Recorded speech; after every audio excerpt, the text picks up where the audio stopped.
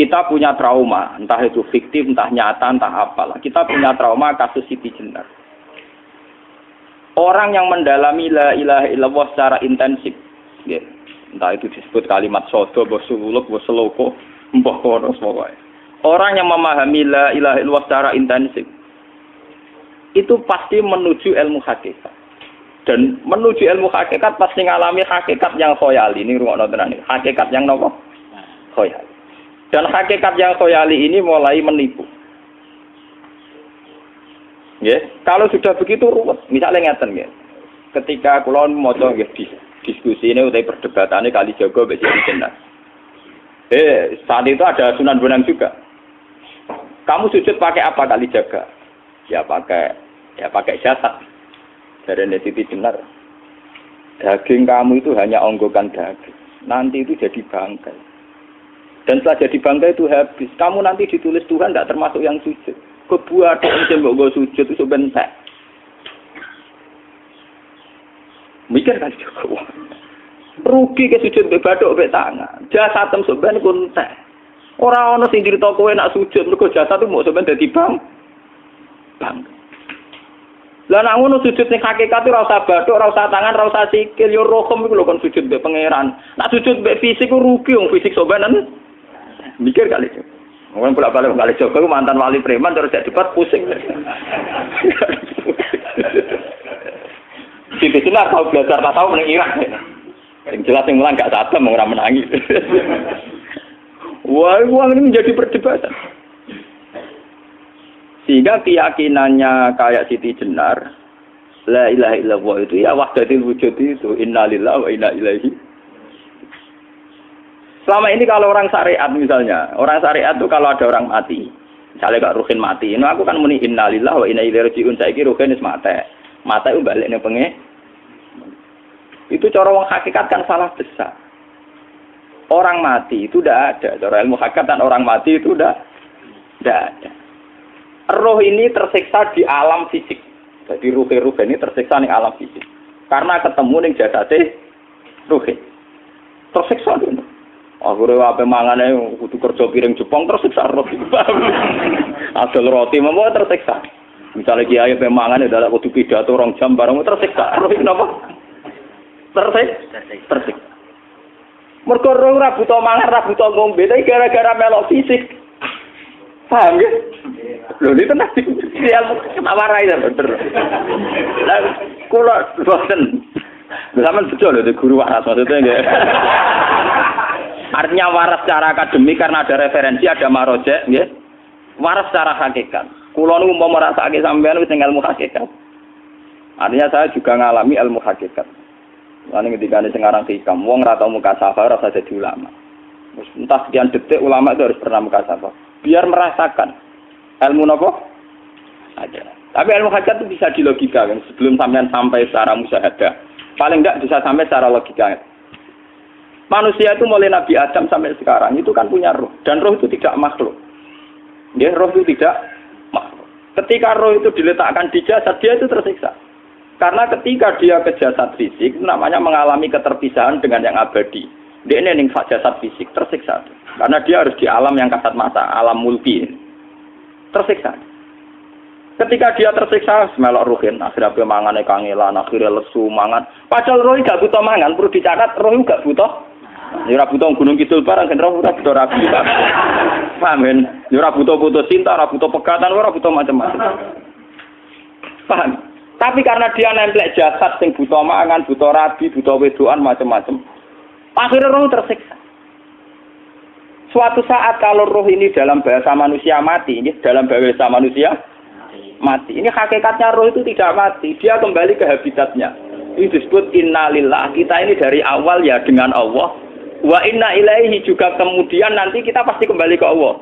Dan itu diyakini betul oleh orang wahdatul wujud. Jadi kalau roh mati itu ya tidak ada mati. Terus sekarang itu kembali karena sudah lama mengalami keterpisahan mergo melok fisik-fisik dak ono kerja dasinan, ono nggo proposal lan ruwet to roh ku melok. Paham itu? Kita di roh ku napa melok ruwet.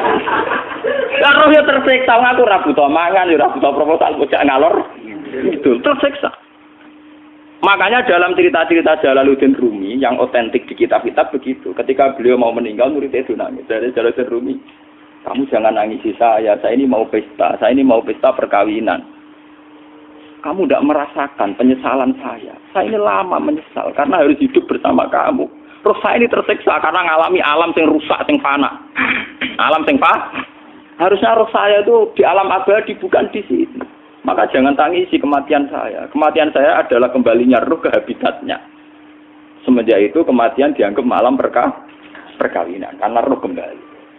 Walhasil nguniku cara ilmu tasawuf bahasa Arab jenenge wahdatul wujud, kena Jawa Yogyakarta Solo kok adanu jenenge manunggaling kawula. Mergo sing rawan ngono rugen to, Pak. Nek tak terangno detail. Dadi bathuk mesti iki buku sujud kan. Niku sampeyan ilang. Dadi seksine ora ono cara teorine sinten Siti? Rugi kowe. Jadi ya gendor. Lah kali Joko mantan preman jak debat terus ora ngono mbok terus tak pateni kowe. Lah debat iki ora iso. Premane kumat. Ya ta preman jak debat ilmi. Ngono ku model. Kali Joko yo ora salah. Dise Sayyidina Umar nggih ngoten. Umar sahabat top. Lah jak debat atau milih tak patenane ya Rasulullah. Gak iso dene ilmiah. Mantar preman pasar ukat terus jadi sahabat top. Debat yang milih mate. Ada wonten cerita wong Yahudi njaluk keputusan Nabi. Bareng wis diputusno Nabi cek mamang. Ndak tenang keputusane ngono dalam sengketa duniawi. Bariku takok ya Ali. Ya Ali, aku mau sowan ning Nabi Muhammad. Dikai keputusan Nabi mamang cara kowe pilih. Sampai Ali dikai keputusan persis kanjeng Nabi. Cek mamang neh takok Umar. Apa marah kok mau singgone Muhammad, singgone Ali, kayak keputusan kok mamang mar. Cara kowe piye? Urusan duit. Enteni iki. Entah dia meleput buat apa? Uang diputus Nabi ora mar. Buat mati. Awe.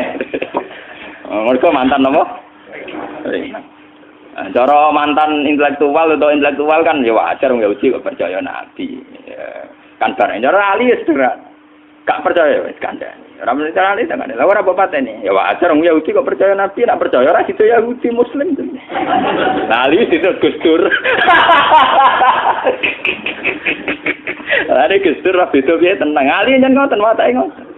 Nasibe padha. Ali itu ilmuwan yang jadi presiden gak sukses. Sing niru Gustur.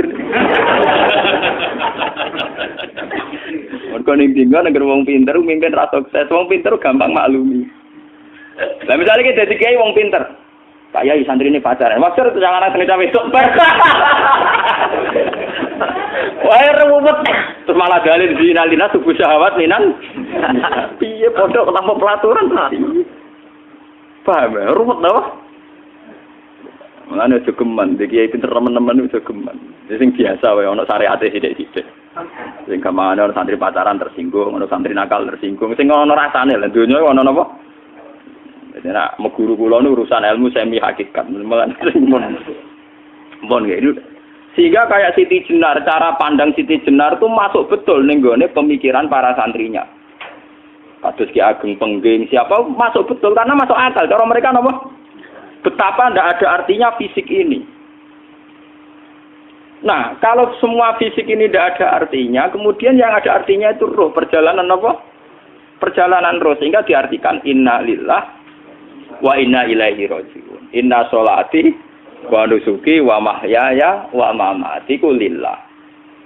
Lah kemudian sekarang sampean tak tanya misalnya ini latihan ilmu hakikat. Wa mahyaya lan penguripan ingsun. Kalau ingsun itu artinya fisik atau jasad, itu keliru besar karena jasad tidak pernah hidup. Yang hidup itu roh. Paham ya? Sekarang artinya wama mati itu apa? Kematian ingsun. Kalau roh itu tidak pernah mati, berarti kematian roh adalah keterpisahan dengan yang agung atau yang abadi.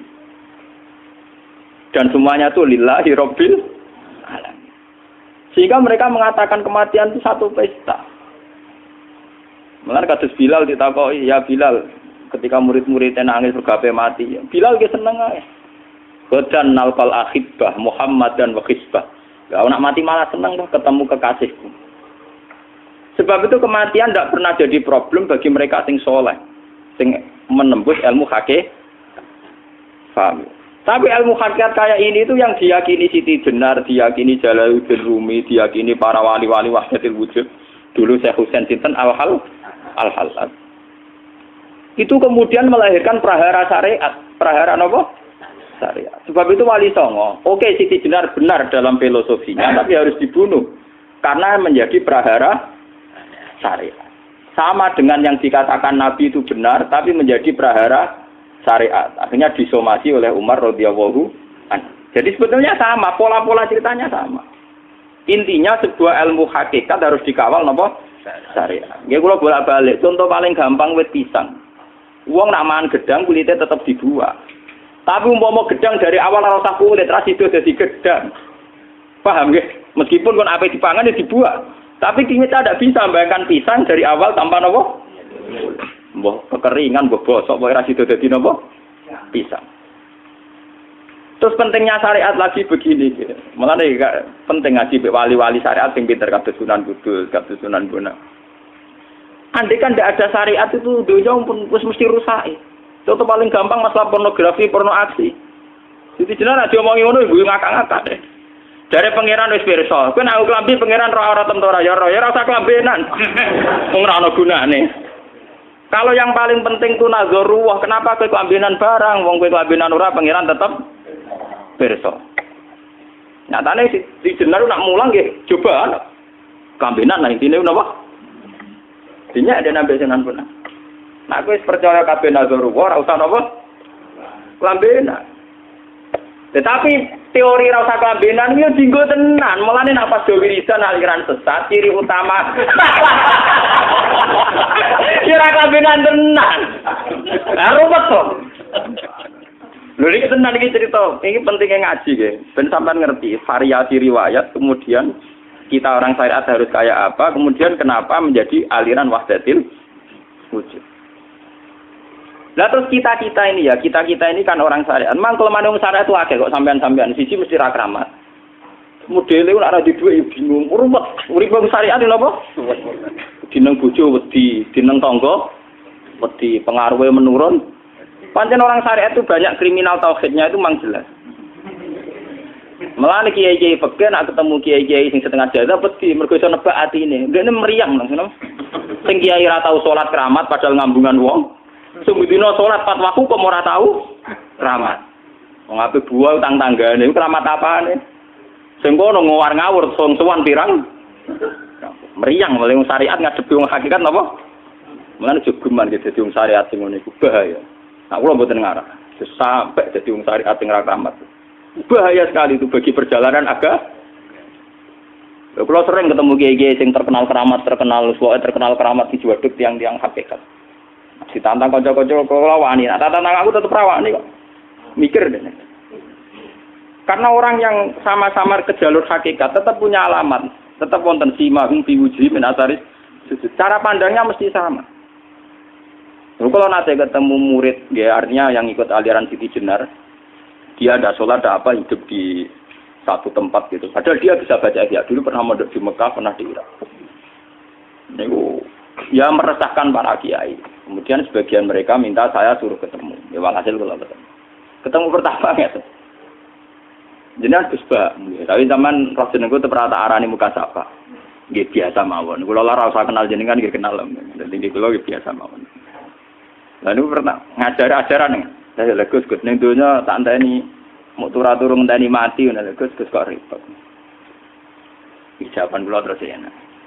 Sampai ada wong hakikat wong ngenteni mati barang. Ya mati yo saiki iku. Ora usah ngenteni saiki padha-padha wis napa? Wis mati. Ya saiki wis padha-padha wis urip.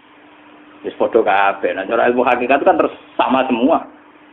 Napa? Sama semua. Tadi makanya itu tadi. Kalau baleni malih logika hakikat itu begitu ya. Roh itu ditiupkan oleh Tuhan ke kita. Kemudian roh karena ikut alam fisik, alam jasad, roh ngalami yang kita alami. Nggih. Ketika roh ngalami yang kita alami, dia tersiksa. Nah, ketika roh sudah terpisah dari jasad yang mengekang, yang memenjara ini, dia senang terus kembali ke Tuhan. Ini disebut inna lillahi wa inna ilaihi. Nah, jasad ini kemudian menurut ilmu hakikat nggak ada gunanya sama sekali total. Hilang di telan tanah. Lah kalau begitu jasad iki nak mbok agul-agulan. Gusti bathuk kula tak nggo sujud tangan kula ndi buktine tangan wis ra ono. Bathuk wis ora. Mulane dari Siti Jenar, hanya wali bodoh kayak kalian yang punya ajaran bodoh begitu. Malah rasupan terus. Mulane Sunan Kalijaga semangat kon mateni mergo tambah omongane glodro ndi. Tapi yang enggak disadari Siti Jenar yaitu tadi. Inti dari ilmu hakikat itu kan tunduk sama kersane Tuhan. Kalau sudah tunduk pada kersane Tuhan, kalau kersane Tuhan roh kita harus di jasad. Dan wujud jasad kita ini juga karena kehendak Tuhan. Kenapa yang wujudnya jasad yang karena kehendak Tuhan engkau ingkari? Sementara wujudnya roh tidak kamu ingkari. Toh wujudnya jasad ya bi iradatillah wa bi masyiatillah. Wujudnya roh ya bi wujudit bi masyiatillah wa ira. Harusnya fungsi jasad juga harus kamu akui toh Siti Jenar. Wong sekarang kita punya jasad ya bukan karena kita, karena kehendak Allah. Kenapa kamu ingkari? Berarti kamu ingkari kehendak meneng Siti Jenar.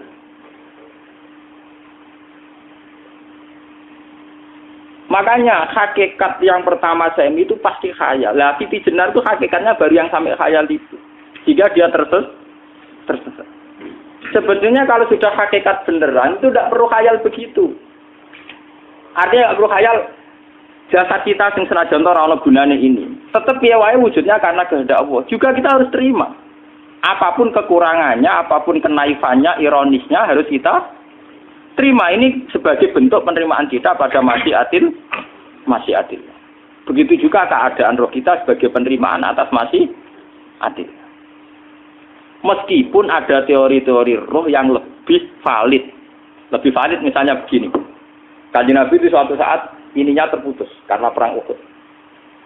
Itu Kanjeng Nabi dia dolanan drijine ini. Napa cara napa jari jemari ini Nabi putus. Iki dolanan. Jadi Nabi sendiri kadang sering ngajarkan ilmu hakikat. Hal lagi illa usbun udmiyat wa fi sabilillahi ma laqitu. Kowe ora trimo fisik, bentuk fisik jari jemari sing ditetir berdarah. Tapi nak kowe wis fisabilillah ayo wis balik ning habitatem. Sehingga kenapa para sahabat itu ketika dicincang, ketika putus tangannya, putus kakinya, sahabat yang usul ke ilmu hakikat itu malah senang. Karena jasad kita ini kan ila sabilillah menuju jalan Tuhan. Sekali dia sudah terluka fisabilillah itu sudah menemukan formatnya. Cara teori Cina bisa menemukan formasinya. Paham gitu? Ora kok malah ngeluh itu berarti goblok nek ngeluh paham no? Paham ini apa?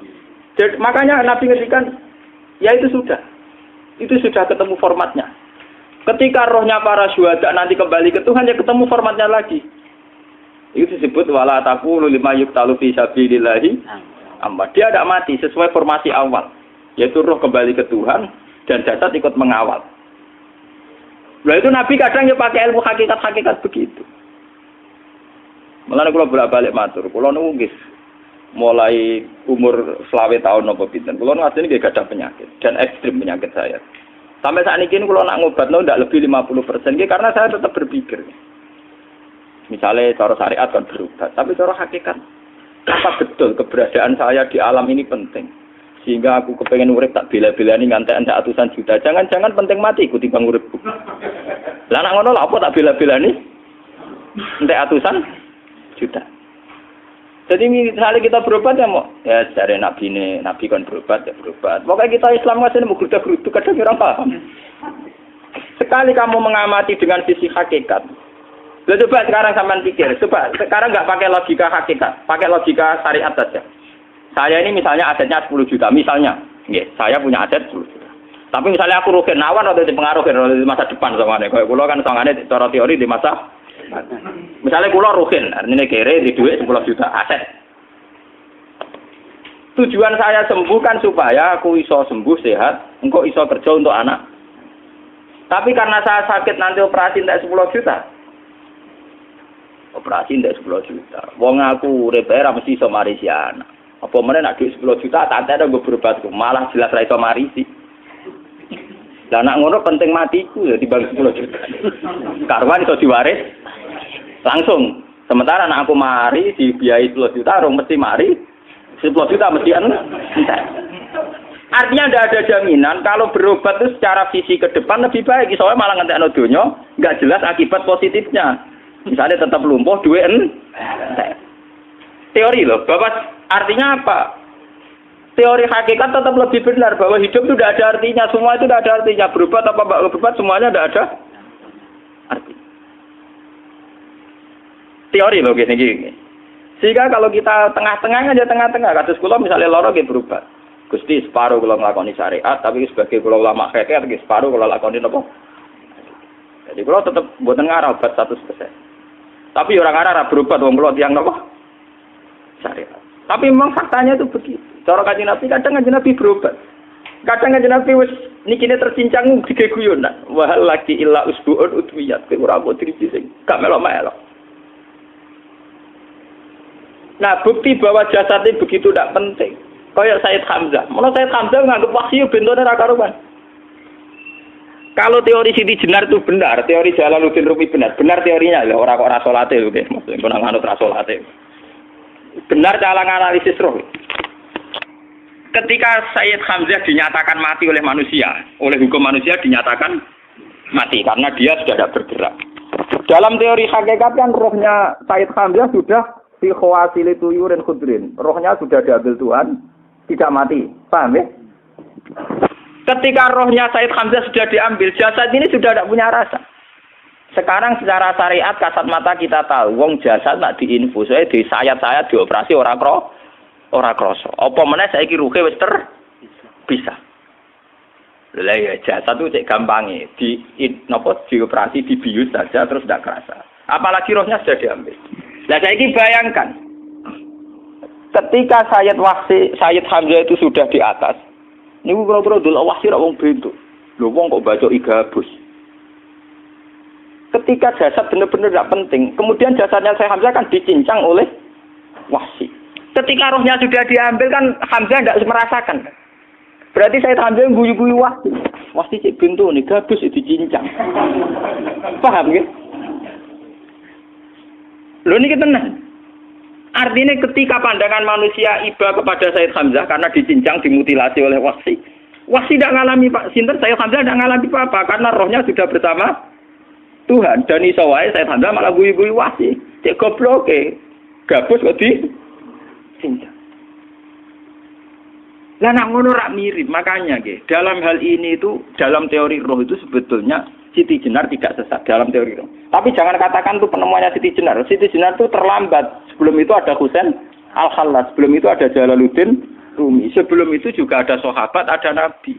Cuma cara aplikasinya Siti Jenar melenceng. Jadi jangan katakan kok tak kampus-kampus, itu pendapat Siti Jenar itu malah goblok meneng. Siti Jenar itu sanut, paham nggih maksud apa? Wis sanut. Nah, teori yang sama terjadi pada Yesus Kristus. Ketika Yesus misalnya secara lahir dicincang, dimutilasi, diapakan oleh orang Yahudi. Sebetulnya rohnya dia sudah bersama Tuhan, kembali ke Tuhan Bapa, nah cara Kristen. Nah cara Islam ya balik ning pangeran. Andaikan itu iya, itu ya ada masalah karena hakikatnya dia tidak dicincang, tidak dibunuh. Andaikan iya, tentu menurut Islam yang dibunuh Yudas atau siapa itu yang masuk bialah. Tapi sama sebetulnya teorinya sama. Kalaupun iya ada masalah. Oke, kalau misalnya Nabi Isa karena ada kontroversi menyangkut dia atau Yudas. Sekarang yang Zakaria dan ya. Zakaria itu dicincang betul oleh orang Yahudi, matinya dimutilasi.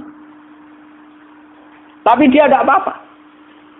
Karena ketika beliau dicincang, rohnya sudah diambil. Ini rumah tenan kan, ben kira untuk kendel mati paham kan ya. Dadi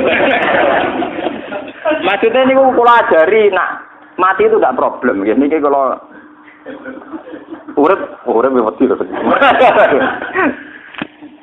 Dan ini bersamaan paham nggih. Kaitan la ilaha illallah ini nanti semuanya sama kaitan sama apa? La ilaha illallah. Ini nanti ujungnya sama dengan la ilaha illallah. Begitu juga seterusnya.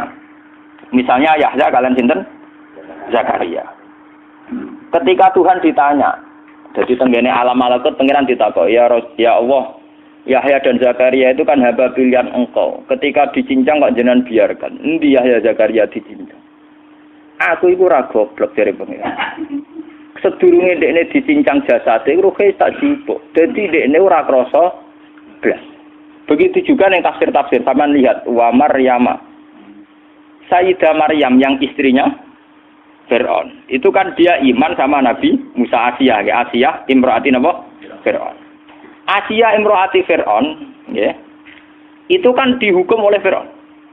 Ketika mau ditumpahi apa? Batu besar.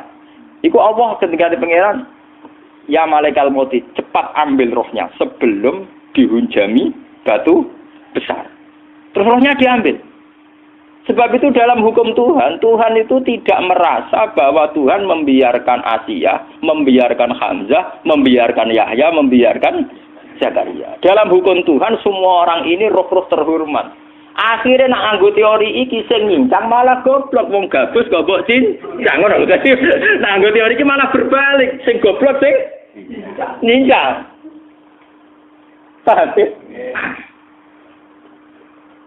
Yo ora kok sesuai sampean kiaskan saja. Wong dibius wae disayat-sayat gak krasa.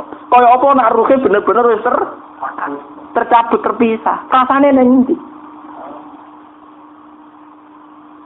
Itu disebut wala taqulu lima yuqtalu fi sabilillah napa? Lah kemudian roh ini kemana? Nah, roh itu sudah menyatu dengan kalimat tauhid. Mesti roh itu bersaksi la ilaha illallah. Itu sing disebut ning alam roh ketika Allah tanya alastu bi rabbikum mesti qalu bala. Mesti mereka jawabnya napa? Bala. Karena alam roh tentu lebih mudah bersaksi akan keberhadiran dan keeksistensi Tuhan Allah Subhanahu wa taala. Paham ya, ini zaman penting. Nah, ketika kalimat tauhid sudah menyatu kayak begini, itu mesti kalimat tauhid sing mesti langsung untuk swarga. Itu dimaksud Nabi mustaiqinan biha qalbu mukhlishon biha qalbu. Ati itu qalbu kan nggak bisa kamu artikan jantung atau liver kayak teori modern sekarang. Misalnya qalbun itu apa? Dari Kiai qalbun itu jantung. Nah, ngono beda mek liver. Lah nek liver apa kabidun niku akal-akalan aja padha ora paham. Bahasa kolbun, fikrun, aklun itu sesuatu yang misteri. Roh ini kemudian dengan kalimat tauhid sudah menyatu disebut mukhlishon biha kolbu. Ada tingkat kemurnian hubungan roh dengan kalimat tauhid. Lah kalau begitu pasti dakhalal jannah. Karena tidak mungkin kalimat tauhid kok di neraka. Lah ini ngomong masalah-masalah hakikat.